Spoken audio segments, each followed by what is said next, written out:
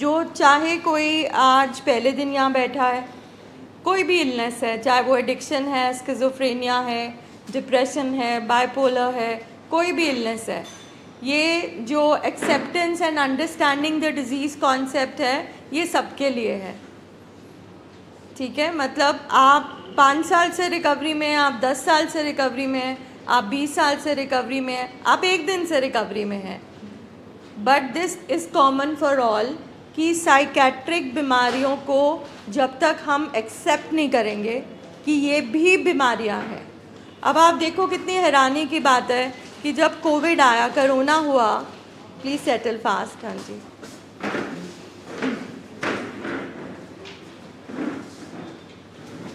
जब कोरोना हुआ तो हर कोई, पूरे ऑल ओवर द वर्ल्ड लोग बार बार प्रे कर रहे थे इलाज हो जाए, इलाज बन जाए, इलाज बन जाए। We all were praying for it कि कितने लोग उसकी वजह से मर रहे थे।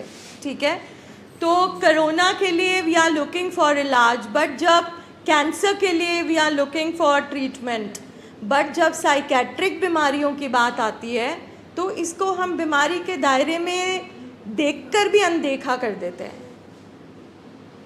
सो जब तक हम ये एक्सेप्ट नहीं करेंगे, आप जिस मर्ज़ी स्टेज पे हैं, जब तक आप एक्सेप्ट नहीं करेंगे कि ये एक दिमागी बीमारी है, डिप्रेशन एक दिमागी बीमारी है, बाइपोलर डिसऑर्डर एक दिमागी बीमारी है, स्किज़ोफ्रेनिया एक दिमागी बीमारी है, और दिमागी बीमारियां क्रॉनिक इलनेस है। ये जीन्स में है, ये इन्वायरमेंट में है, ये पर्सनालिटी में है, ये प्राइमरी है, सबसे इम्पॉर्टेंट। ये वाली चीज़ सबसे अच्छा आपको याद कराएगी पूरी ज़िंदगी। प्राइमरी मीन्स जन्मांध्रु, ये आपके अंदर ही आई थी और ये अंदर ही जाएगी। ये वाली चीज़ अगर हम बार बार अपने आप को याद दिलाएं कि ये प्राइमरी है, ये क्रॉनिक है, लंबे समय की। कैंसर ठीक रहकर फिर कैंसर सेल बन सकते हैं, हाइपरटेंशन, डायबिटीज़, ये प्रोग्रेसिव है, ये बढ़ती रहती है, ये फेटल है, ये इफ़ अनट्रीटेड, ये जानलेवा है इफ़ अनट्रीटेड। तो जब हम, but at the same time अगर WHO कह रहा है if untreated, that mean treatment is there. मगर हम ग्रेटफुल होने के बजाय, एक्सेप्ट करने के बजाय, खुश होने के बजाय हम ऑपोजिट डायरेक्शन में काम करते हैं। और इसीलिए कुछ लोग ट्रीटमेंट में आ जाते हैं, वो पूरा नहीं समझते, वो खाली दवाइयों के ऊपर डिपेंडेंट हो जाते हैं। जब कहा कि ये क्योर नहीं हो सकती, तो दवाई तो बनी नहीं है ना इसके लिए। क्योर मतलब ख़त्म नहीं हो सकती। मुझे तो लगता है कि अब हम फैमिलीज़ को, जो हम फैमिलीज जिनमें साइकेट्रिक इलनेसेस हैं, एक कहीं पे जैसे हम याद करने के लिए लगा लेते हैं ना पोस्टर या कुछ, हमें लगा लेना चाहिए। इसका मतलब ये नहीं हम अपने पेशेंट को लेबल कर रहे हैं, हम अपने आप को लेबल कर रहे हैं, बट हम भूल जाते हैं। बिकॉज डेटा कहता है कि बहुत कम लोग ठीक होते हैं। जो थोड़ा बहुत ठीक होने लगते हैं वो ओवर कॉन्फिडेंट हो जाते हैं, दवाई छोड़ देते हैं। कोई बोलता है कि बस दवाइयाँ ही सही चल जाएगा, माइंड की ट्रेनिंग की ज़रूरत नहीं है, मगर यूज़ तो माइंड ही करना पड़ता है। कई लोग डिटॉक्स भी करा लेते हैं, रिहैब भी करा लेते हैं, कुछ देर फॉलो अप करते हैं, फिर छोड़ देते हैं। सो एक क्रॉनिक इलनेस अगर है आपको है, सो क्रॉनिक इज़ ऑलमोस्ट कि ज़िंदगी भर कभी भी हो सकता है रिलैप्स, कभी भी बीमारी वापस आ सकती है, कभी भी वो सिम्टम्स आ सकते हैं, कभी भी हम रिलैप्स हो सकते हैं। सो ये जो साइको एजुकेशन क्लासेस रोज़ यहाँ पर चलती हैं, ये सिर्फ उस चीज़ को बार बार दोहराकर रिमाइंड करा रहे हैं कि मत भूलो। एट द सेम टाइम कोई नहीं कह रहा कि ठीक नहीं होगे, ठीक हो सकते हो, लाइफ हेल्दी और हैप्पी हो सकती है अगर हम साइंटिफिक प्रोटोकॉल जो बना है उसके अकॉर्डिंग चले। तो जितना हम कैंसर में सीरियस होते हैं ना, जितना हम और भी किसी बीमारी में सीरियस होते हैं, उतना सीरियसनेस ही इसमें चाहिए। सो ये फर्स्ट डे जो फैमिली यहाँ बैठी है और जो आगे निकल चुके हैं, हम सबको ये याद रखना कि ये बीमारी अंदर है, कुछ चीज़ें हमें लाइफ में करनी है, कुछ चीज़ें नहीं करनी है। ये एक स्किल बेस्ड प्रोग्राम है, ये ट्रीटमेंट एक स्किल बेस्ड प्रोग्राम है, यानी कि इसमें वल सिखाए जाते हैं, तरीके सिखाए जाते हैं कि आप बीमार दिमाग जब हो जाता है उसको ठीक करने के लिए हम क्या स्किल्स यूज़ कर सकते हैं, हम बीमारी से रिकवरी में आने के लिए क्या टूल्स यूज़ कर सकते हैं, कैसे हमने अपने आप से बात करनी है, कैसे हमने लाइफ लीड करनी है। ये सारी चीज़ें we have to learn here. आप खुद बताओ, अगर WHO जिसको अथॉरिटी है दुनिया की सारी बीमारियों के लिस्ट बनाने की,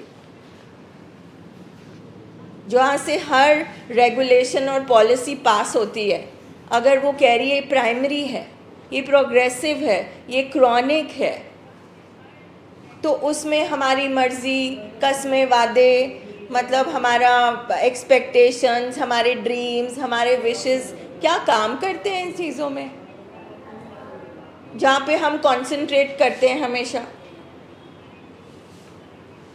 किसी का इससे रिलेटेड है कि आप हॉस्पिटल में बैठे हो, आप डिज़ीज़ को छोड़ के या ट्रीटमेंट को छोड़ के आप कोई और बात पे तवज्जो दे सकते हो। सो अगर हम ये याद रखेंगे ना, डिज़ीज़ कॉन्सेप्ट को अंडरस्टैंड करना, मानना और याद रखना बहुत ज़रूरी है कि एक ऐसी बीमारी अंदर बैठी है जो कभी भी ट्रिगर हो सकती है।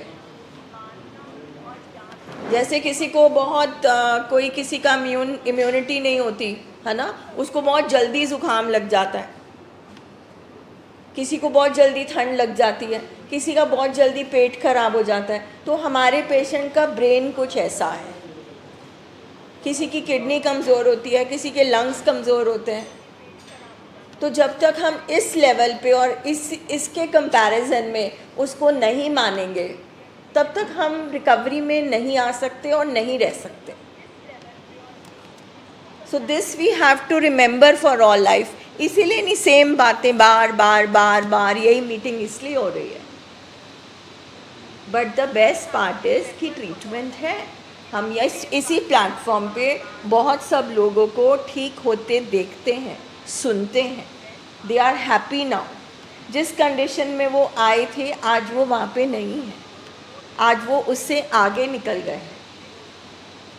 लोगों की शादियां हो गई हैं, कुछ के बच्चे हो गए हैं, कुछ अपना काम कर रहे हैं, कुछ ग्रैंड पेरेंट्स बन गए हैं, किसी की कोई जॉब, कोई लॉयर है जिसको एक बार वो ड्रंक था, अपना he was fighting a court case, तो उसको बाहर निकाल दिया गया था। आज उसके वहाँ पे 4 अपने केबिन्स हैं, वो एडवोकेट वापस है।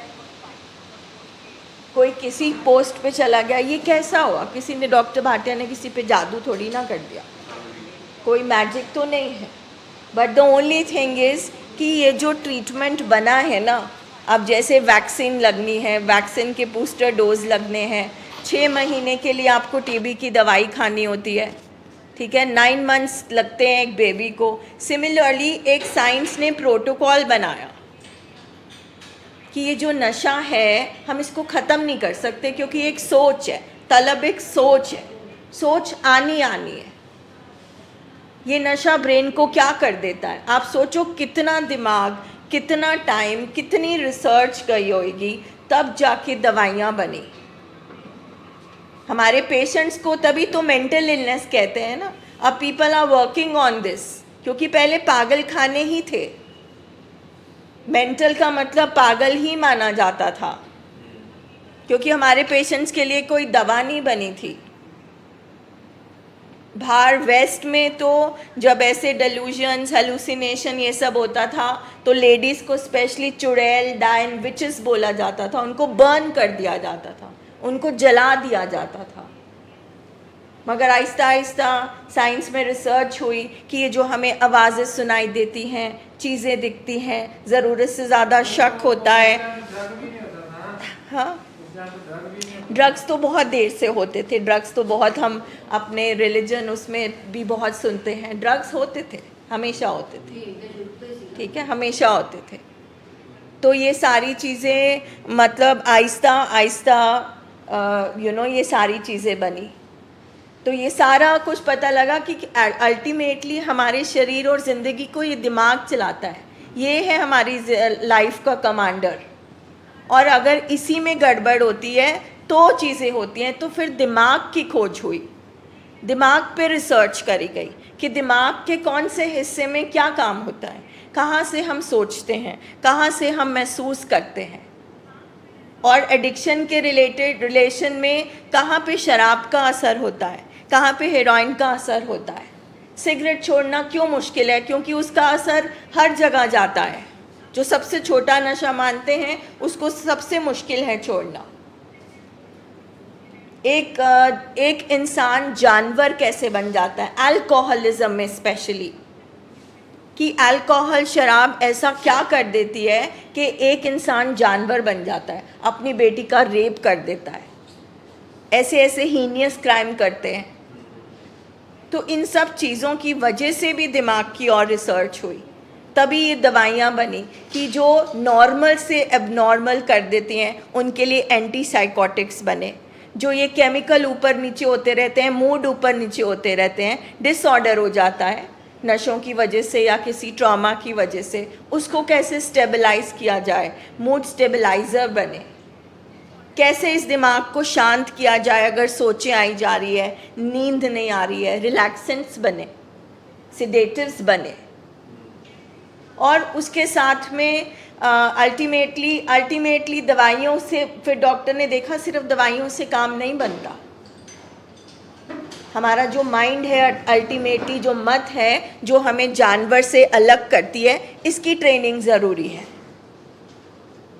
और इसकी ट्रेनिंग के लिए साइकोलॉजिस्ट आए, उन्होंने पढ़ाई करी, क्लिनिकल साइकोलॉजी करी, थेरेपीज़ बनी। फ्रॉइड से लेकर अब तक कितनी रिसर्चेस हुई कि अल्टीमेटली माइंड को ट्रेन किया जा सकता है। ये नहीं कि माइंड ख़राब हो गया तो हो गया, माइंड को ट्रेन कर सकते हैं। माइंड का, ब्रेन का ऐसा क्वालिटी है कि आप उसको कंडीशन कर सकते हो कि हाँ, वही सिखाते हैं इसमें कैसे करेंगे कंडीशन। सबसे पहले हार्डवेयर पे काम करते हैं, यानी कि ब्रेन पे, माइंड तो अंदर है ना। अब आप जब रोज़ मीटिंग अटेंड करेंगे तो हम यहाँ पे यही लर्न करते हैं। बट आज ये बात से स्टार्ट कर रहे हैं, sir would come and explain the disease concept. ये बात कर रहे हैं कि कितना ज़रूरी है। जब आप बोलते हैं इसका गवर्नमेंट जॉब है, घर में खेती का टाइम हो गया है, शादी है, त्यौहार है, बाहर भेजना है, वीज़ा लगा है, फाइल लगी है, तो आप कैसे भूल जाते हो कि ये बीमारी है? आप हार्ट के हॉस्पिटल में तो ऐसी बातें नहीं करते ना। इसीलिए you have to remember it's a disease. इसको कोई फ़र्क नहीं पड़ता आपका गवर्नमेंट जॉब है या प्राइवेट जॉब है, आप रिच हो या पुअर हो, डिजीज़ नीड्स अ ट्रीटमेंट। सो ये सारी चीज़ें फर्स्ट स्टेज से, इधर देना, फर्स्ट स्टेज से लेकर अब तक, मतलब you have to remember all this.